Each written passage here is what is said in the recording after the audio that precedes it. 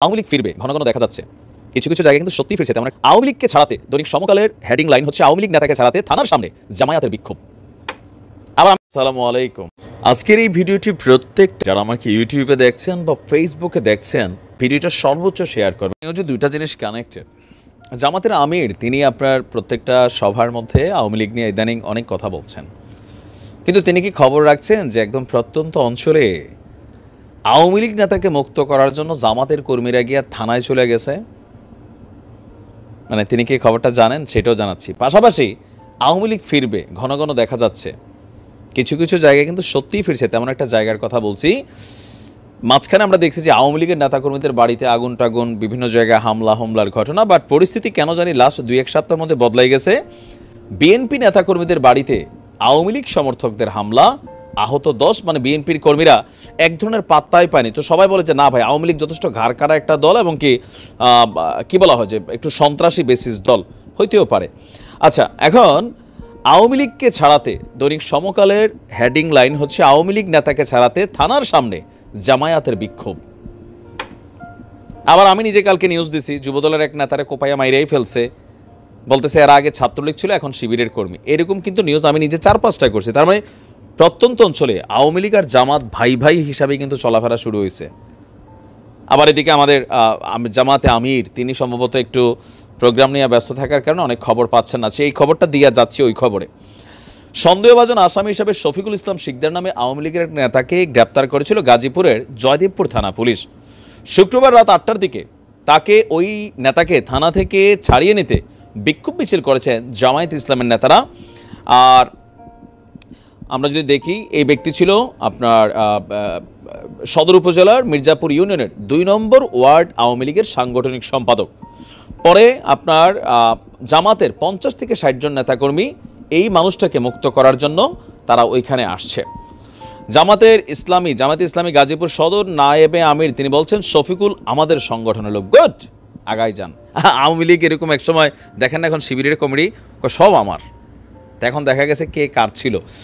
তো কৌশল মনে হয় নাকি না, লোকালি পাওয়ারফুল ফিল করার জন্য। কারণ অনেস্টলি যদি আমি বলি, জামাতের কর্মীরা এরকম অনলাইনে আছে তো বেশিরভাগ ভদ্র। আমরা আওয়ামী লীগ বিএনপি যারা আছি এরকম অন্য দলগুলা, এরা কিন্তু একটু ঘাড় কাটা বা দেইরা ধরেন এলাকার একটু থাকে না যে প্রতাপশালী ভাবটা, বেটা তুই আমার চিনোস, এরকম লেভেলে আমরা কথা বলি।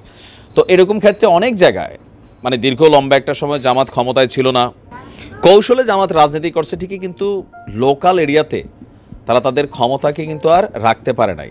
তো এখন আওয়ামী লীগের উপর অনেক জায়গায় নির্ভর হচ্ছে, কারণ আমি গত বেশ কয়েকদিনে এগুলাই দেখছি। আবার নিজেদের লোক বলেও দাবি করছে। এর আগে 14 গ্রামের একটা ঘটনা বলছি। যাই হোক, নিশ্চয়ই জামাতের আমির বিষয়টা কনসার্ন নেবেন, রেফারেন্স না দিলে আবার বলবেন তুই বানাইয়া বলস। আচ্ছা, এবার আসেন আওয়ামী লীগ ভয়ঙ্কর রূপে কোথায় ফিরে আসলো। এই ঘটনা ঘটেছে তাও সমকালের নিউজ। সালথায় আধিপত্য বিস্তার করতে বিএনপি নেতাকর্মীদের বাড়িতে আওয়ামী লীগ সমর্থকদের ব্যাপক হামলা, মানে ঘর বাড়ি সব সমান করে ফেলছে। আর স্থানীয় বিএনপি এবং অঙ্গ সংগঠনের একাধিক নেতাকর্মীদের বাড়িতে হামলা ও ভাঙচুর চালিয়েছে। অভিযোগ, উপজেলা আওয়ামী লীগের সহসভাপতি শাহিদুজ্জামান শাহিদের সমর্থকরা এই হামলা চালিয়েছে। শুক্রবার সকাল 10টার দিকে উপজেলার মাজারদিয়া গ্রামে এই হামলার সময় অন্তত 10 জন মানুষ আহত হয়েছেন। প্রত্যক্ষদর্শীদের বক্তব্য, এমনি করছে না, মানে বিএনপি এখন ক্ষমতায় আসবে চিন্তা করে বলতেছে যা আছে আওয়ামী লীগের সব আমরার, বালুঘাট আমরার, রাস্তাঘাট আমরার, টেন্ডারবাজি আমরার, মানে এরকম ফিলোসফিতে অনেকে যারা বিশ্বাস করেন। আওয়ামী লীগের তো কী হয়েছে, ক্ষমতা ওই দিকে গেছে, আমরা তো আসি মাঠে, এই এলাকা আমরা ছাড়া কোনো কথা হবে না। এখন অনেক এলাকা কিন্তু এরকম প্রভাব আওয়ামী লীগ বিস্তার করছে।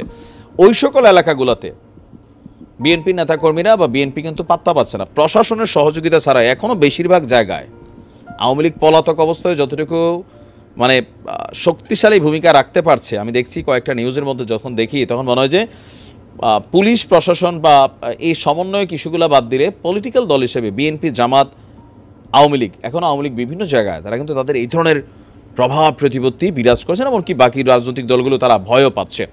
আধিপত্য বিস্তার নিয়ে গত 24শে ডিসেম্বর মাঝারদিয়া ইউপির সাবেক চেয়ারম্যান হাবিবুর রহমান হামিদের উপর হামলা চালিয়েছিল আওয়ামী লীগ নেতা শহীদুজ্জামান শহীদের সমর্থকরা। এ নিয়ে স্বেচ্ছাসেবক দলের সভাপতি হারুন মাতুব্বরের সমর্থকরা প্রতিবাদ করলে দুই পক্ষের সংঘর্ষ হয়। আর শহীদের সমর্থকরা এখানে মারধরের শিকার হয়েছে। এরপর শহীদের সমর্থকরা আবার হারুনের সমর্থকদের উপর হামলার পরিকল্পনা করছিল।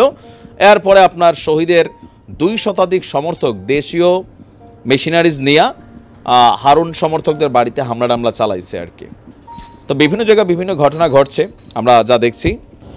তো কি মনে হচ্ছে আসলে আওয়ামী লীগের এই ব্যাকবোন পাওয়ারটা কই থেকে আসতেছে, নাকি না দল হিসেবে আসলে এরকম ধরেন খুব ঘাটতেরা কোনটা থাকে না এলাকা ভিত্তিক, যেমন ব্রাউনবাড়িয়া লোকদের নাকি ছোটবেলা থেকে একটা কলিজা আলাদা তৈরি হয়ে যায়, অনেকে বলে আর কি, কারণ যেমনি ভাই টেরা বললাম টলমলে নামে।